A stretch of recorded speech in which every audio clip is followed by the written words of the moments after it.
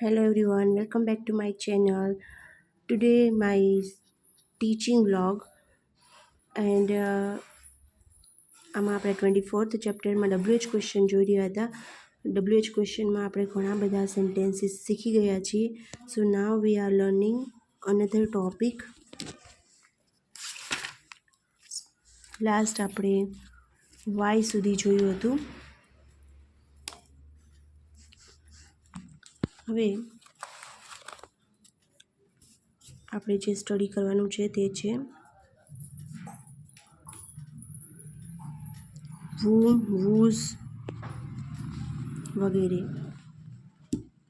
કોઈ પણ વ્યક્તિ અથવા વ્યક્તિઓ માહિતી માટે whom વડે પ્રશ્ન પૂછવામાં આવે છે. whom એટલે કોને. The chief guest will address the student. તો the chief guest નીકળી જાય, એની જગ્યાએ whom will the chief guest address. પાછળ ક્વેશ્ચન માર્ક્સ કમ્પલસરી મૂકવાનું હોય છે. જ્યારે કોઈ બી વાક્ય પ્રશ્નાર્થ હોય છે ત્યારે ક્વેશ્ચન માર્ક્સ કમ્પલસરી હોય છે. પવન રિમેમ્બર્સ હિઝ ગ્રાન્ડફાધર, તો હિઝ ગ્રાન્ડફાધર નીકળી જશે, એની જગ્યાએ whom does પવન remember. The students admire their teacher, તો their teacher નીકળી જશે, whom do the student admire. જે કરતા છે સબ્જેક્ટ છે તે પાછળ વયું જશે અને whom આગળ આવી જશે. Ram met the principal, whom did Ram meet. They called the police, whom did they call.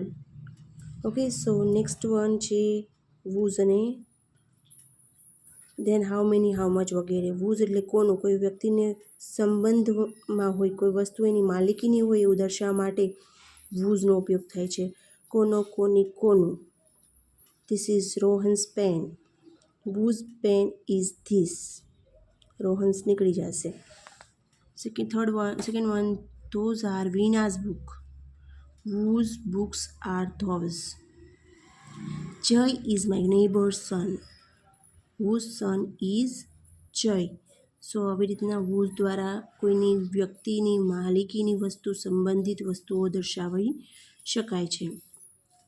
ઇંગ્લિશમાં એવું છે કે તમે જે બી વાક્ય બનાવો ને એ વાક્ય અગર જો તમે રેગ્યુલર લેંગ્વેજમાં ઉપયોગમાં લ્યો છો, રોજની ભાષામાં તમે એ શબ્દનો ઉપયોગ લ્યો છો, તો તમને ઇંગ્લિશ પાવરફુલ બની શકે છે. અદરવાઇઝ તમે ગમે એટલું શીખો, you can not learn properly. તમને જરા પણ મગજમાં ન બેસે. કોઈ બી શબ્દ તમે લીધો એને હંમેશા રેગ્યુલર લેંગ્વેજમાં, રોજની ભાષામાં ઉપયોગમાં કમ્પલસરી લેવાનો જ, તો જ તમે એ વસ્તુને ઉપર કોન્સન્ટ્રેટ કરી શકશો, એને તમે પરફેક્ટલી શીખી શકશો. 9th વન છે હાઉ મેની. ગણી શકાય તેવી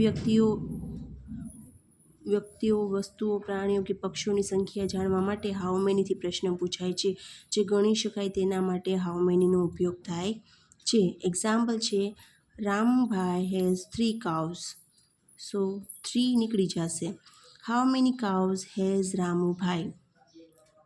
સેકન્ડ વન છે there were 2 birds in the cage. 2 નીકળી જશે. How many birds were there in the cage? Question marks compulsory. Kiran buys 10 books. 10 નીકળી જશે. How many books does Kiran buy? Fourth one છે the children fill 9 buckets. How many buckets do the children fill? Fifth one છે Raman selected 2 shirts. How many shirts did Raman select? Sixth one, Vinay and Harsh sold 12 balloons.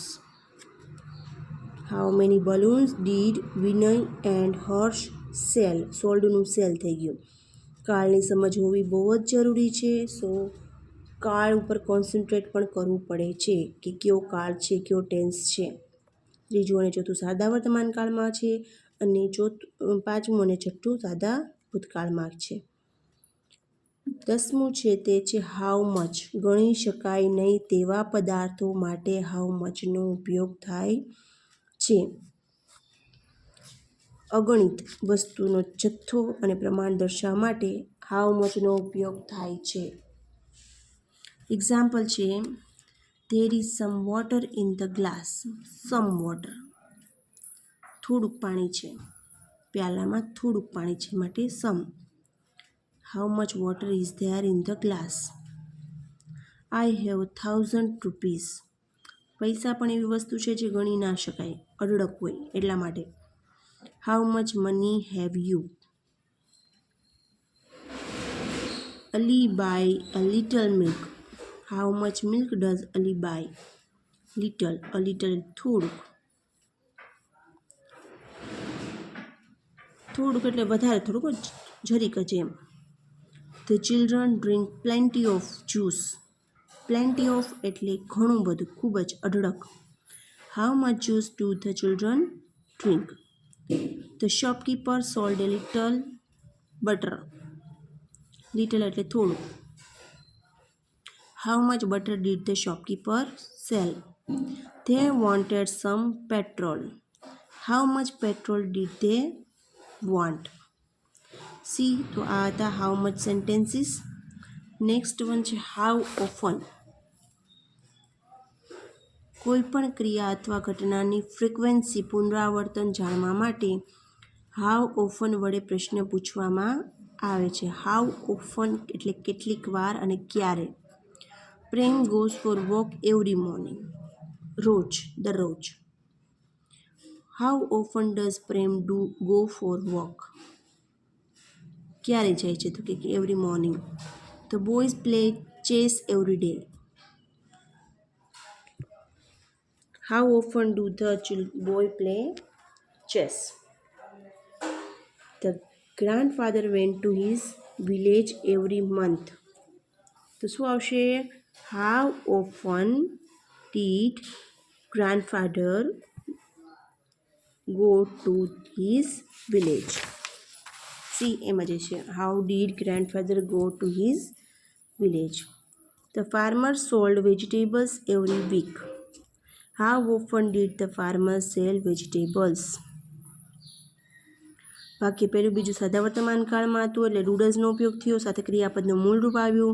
ત્રીજું ચોથું સાદો ભૂતકાળમાં હતું એટલે ડીડનો ઉપયોગ થયો અને ક્રિયાપદનું મૂળ રૂપ આવ્યું. ઓકે, આજે છે ને આપણે પૂરેપૂરું કમ્પ્લીટ જ કરી લઈએ. સો 12થમો ટોપિક છે. 12થમો એક જ બાકીને 13મો સીન્સ છે અને 14નો હાઉ ફાર છે. તો આ કમ્પ્લીટ કરી લઈશું. આપણે આ WH ક્વેશ્ચનનો આખો ટોપિક ક્લિયર થઈ જાય.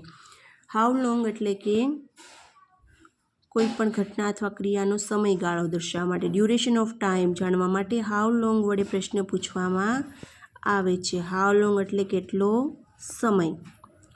Minal walks for 20 minutes every morning.